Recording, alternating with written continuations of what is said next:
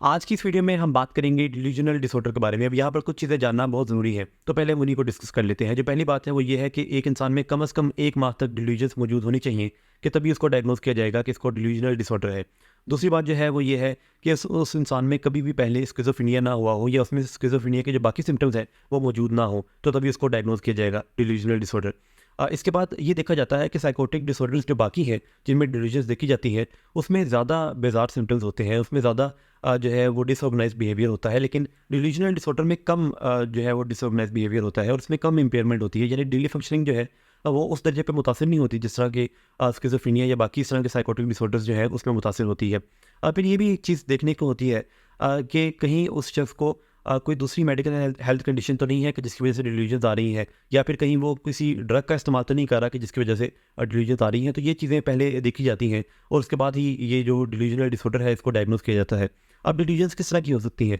तो उसके बारे में अगर हम बात करें तो एक इंसान को ये ख्याल आ सकता है कि सारे लोग मुझे कत्ल करना चाहते हैं, मुझे मारना चाहते हैं, मेरे खाने में जहर मिलाया जा सकता है, जहर मिला दिया गया है, मेरी फैमिली मुझे मारना चाहती है, मेरे इर्द गिर्द के लोग या पूरी दुनिया के लोग वो मुझे मारना चाहते हैं। तो जो सेफ्टी के हवाले से या हार्म के हवाले से ये इस तरह की जो सोचें हैं ये डिलीजन्स में आ सकती हैं। इसके बाद रेफरेंस की एक डिलीजन होती है कि जिसमें एक इंसान को लगता है कि सारे मेरे इर्द गिर्द के जो लोग हैं वो मुझे ही देख रहे हैं, सारे मेरे बारे में ही बात कर रहे हैं, सारे मुझे ही सोच रहे हैं, सारे कैमरास का फोकस जो है मेरी तरफ ही है। तो जो अपनी तरफ होने का एक एहसास है कि सारे ही मेरी तरफ जो है मुतवज्जे हैं, तो ये भी एक डिलीजन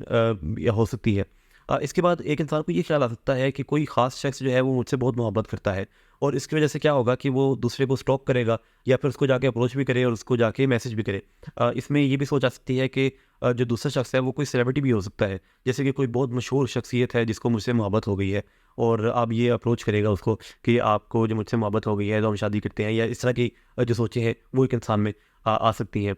इसके बाद ग्रैंडियोसिटी की सोचें आ सकती हैं एक इंसान को, यानी कि मैं बहुत यूनिक हूँ, मेरे में कोई सुपर नेचुरल पावर्स हैं, मैं बहुत बड़ा इंसान हूँ, पूरी दुनिया में जो है वो मेरे तरह का कोई शख्स मौजूद नहीं है, जो पावर मेरे पास है या जो स्किल मेरे पास है तो वो बाकी लोगों में मौजूद नहीं है। तो इस तरह की जो ग्रैंडियोसिटी की सोचें हैं वो भी एक इंसान में देखने को मिल सकती हैं। इसके बाद एक इंसान में जेलसी की जो डिल्यूजन है वो हो सकती है, यानी कि मेरा स्पाउस मुझ पर चीट कर रहा है, उसका किसी और के साथ अफेयर है, वो मुझे छोड़ जाएगा। तो ये जो एक डिल्यूजन है ये भी मौजूद हो सकती है। फिर सोमैटिक डिल्यूजन हो सकती है कि मुझे को बहुत इस तरह की बड़ी बीमारी हो गई है, मुझे कैंसर हो गया है या एड्स हो गई है। तो इस तरह की जो सोचें हैं वो भी इसमें एक कंटेंट बन सकती हैं डिल्यूजन का। अगर हम इसके कॉजेज़ की बात करें तो कॉजेज़ क्या हो सकते हैं कि एक तो जो सबसे बड़ी कॉज़ है वो जीन्स देखी जाती है कि अगर किसी की फैमिली में स्किज़ोफ्रेनिया है, किसी की फैमिली में डिल्यूजनल डिसऑर्डर है, तो चांसेस बढ़ जाते हैं कि आगे जो है ये ट्रैवल करे और आगे जीन्स में जो है ये देखने को मिले। इसके बाद मुख्तलिफ केमिकल चेंजेस की वजह से भी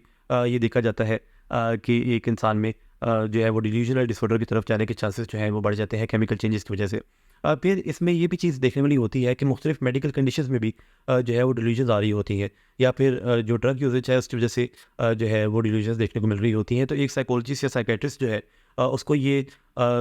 एश्योर करना चाहिए कि ये जो डिल्यूजन्स आ रही हैं ये कहीं किसी मेडिकल हेल्थ कंडीशन की वजह से या किसी ड्रग की यूजेज की वजह से तो नहीं आ रही। क्योंकि अगर जैसे कि हमने पहले बात की कि अगर तो इनकी वजह से वो डिल्यूजन्स आ रही हैं तो फिर इसको डिल्यूजनल डिसऑर्डर नहीं कहा जा सकता, क्योंकि जो डिल्यूजनल डिसऑर्डर है वो किसी दूसरे सब्सटेंस की वजह से कि कोई दूसरा जो ड्रग है उसको आप यूज़ कर रहे हैं या फिर कोई दूसरी मेडिकल हेल्थ कंडीशन है, तो फिर उस तरफ बात चली जाती है, फिर वो डिल्यूजनल डिसऑर्डर की तरफ बात नहीं रहती। इसका बड़ा ही बेहतरीन ट्रीटमेंट, जैसे कि बाकी मसाइल का जो ट्रीटमेंट है वो मौजूद है, तो वैसे ही इसका भी ट्रीटमेंट मौजूद है। अगर आपको इस तरह की वीडियोज़ पसंद आती हैं तो अपने फैमिली मेम्बर्स के साथ, अपने फ्रेंड्स के साथ शेयर कीजिएगा। बहुत शुक्रिया।